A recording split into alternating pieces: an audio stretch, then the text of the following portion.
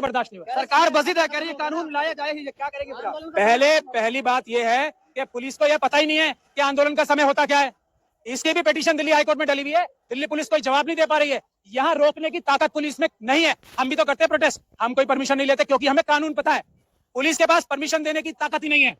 ये public space और police को नहीं, हमारा ही है, ये हमारा ही है, लेकिन परमिशन लेके है ना, मुद्दे पे बात करें। अभी ये अटकने की बात नहीं है, ये इत्तेहाद के लिए मैं आया हूँ।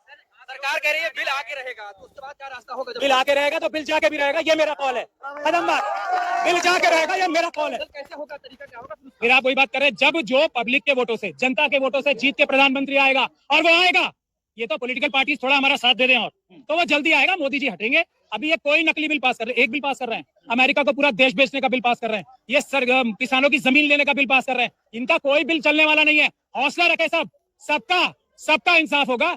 ये जो मशीनों द्वारा चुनी गई सरकार है, इसको हटाना है, और पब्लिक के वोटों द्वारा जो सरकार आएगी वो सबका हक उसके हिसाब से इंसाफ और संविधान के हिसाब से करेगी। इतनी सी बात है, डरने की कोई जरूरत नहीं। सरकार की क्या मंशा दिख रही है?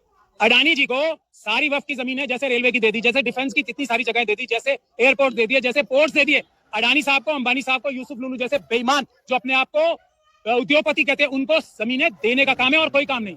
ये किसी आम जनता के काम नहीं आने वाली है वक्फ की प्रॉपर्टी। चलिए यहाँ से लूट के मुस्लिम जगह जो जगह है, जो अल्लाह की जगह है, वो लूट के किसी गरीब को दे देंगे। जानी सारी अंबानी के पेट में, अडानी के पेट में, यूसुफ लुलू के पेट में, और कोई वजह नहीं है। ये बात बिल्कुल साफ रखे अपने जहन में। राजा साहब, एक सवाल की कहा जा रहा है कि शाहीन बाग फिर से बनेगा, लेकिन सरकार में बैठे लोग कह रहे हैं जलियांवाला बाग भी याद रखना चाहिए भी। अरे मैं भी तो बता रहा हूँ, जलियांवाला बाग वाले जीते थे, ये सरकार को बताना चाहते हैं। अभी तो जो अप्रैल थी 2018 भूल गए? हम नहीं भूले, हमें याद है, हमें भीमा कोरे गांव याद है। और बताओ क्या याद कर रहा है तुम्हें? शाहीन बाग भी है, किसान आंदोलन भी है, सब आंदोलन याद है हमें। और सब सरकार है ही नहीं ना। हम तो सरकार चाहते हैं, सरकार आ जाए जो पब्लिक के वोटों से आए। जैसे ही हम ये मशीनों की लड़ाई जीतेंगे, पेपर बैलेट वापस आएगा, ये सरकार तो जेल में मिलेंगे। ये सारे मंत्री आपको जो आज चोरी कर रहे हैं ना, अडानी जी और अंबानी जी के कहने पे, यूसुफ लुलू के कहने पे, ये सब जेलों में मिलेंगे। ये मेरा कॉल है, अम्बेडकरवादी का एक पक्का, जो ईमान वाला मुसलमान है और अम्बेडकरवादी है, ये उसका कॉल है। सब जेलों में मिलेंगे। और ये मैं कह रहा हूँ, आपका किडनी भी बेच देंगे ये। आप आने दो, बात आने दो ना, बात ये लूट के आपकी किडनी भी दे देंगे सभी। देखिए, जब तक औरंगजेब साहब जिंदा थे, किसी की साहब बड़े आदमी के लिए बोला जाता है, इसलिए सच में वो बड़े आदमी थे, इसलिए बोल रहा हूँ। किसी की हैसियत और औकात नहीं थी जब तक औरंगजेब साहब जिंदा थे। उनके साथ क्या, उनकी कब्र के साथ या उनके किसी चीज पे कुछ भी उंगली भी लगा दे। अब जब मर गया कोई, तो मरे हुए के ऊपर शेर तो बहुत सारे लोग बनते हैं, ये भी बन जाएंगे, क्या हो गया? मैं खुद औरंगजेब का सबसे बड़ा मुखालिफ मैं हूँ। सुनिए आप ध्यान से, क्योंकि उन्होंने, उनकी कलम में इतनी ताकत थी, एक झटके में छुआछूत खत्म कर सकते थे, उन्होंने नहीं की, इसलिए मैं उनका सबसे बड़ा दुश्मन हूँ। लेकिन फिर भी ये कह रहा हूँ, तो बड़े आदमी थे, बहादुर थे। उन्होंने भारत को इस शेप में लाने के लिए, दुनिया की सबसे बड़ी इकोनॉमी बनाने के लिए, जब तक वो थे ना, और उनके वंशज भी थे, भारत दुनिया की सबसे बड़ी इकोनॉमी थी। 24% देश की नहीं, दुनिया की जो संपदा थी वो भारत में थी, और वो भारत से बाहर लेके नहीं गए थे।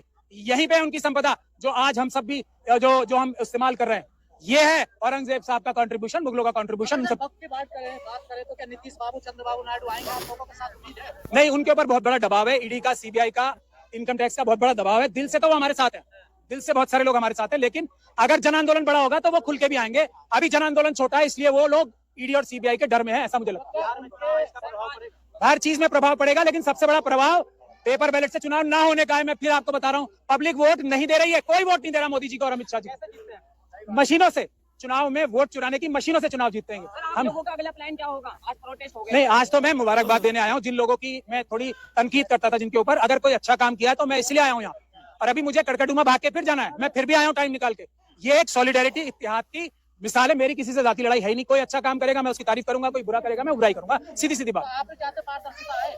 बिल्कुल मैं चाहता हूँ पारदर्शिता है, बिल्कुल आए, लेकिन ये पारदर्शिता, ये झूठ बोल रहे हैं ना सबसे बड़ी। देखिए, मोदी जी का मैं क्या बोलता हूँ, एक ही वादा है, वो कभी सच नहीं बोलेंगे, वो हमेशा झूठ बोलेंगे, एक ही वादा है उनका।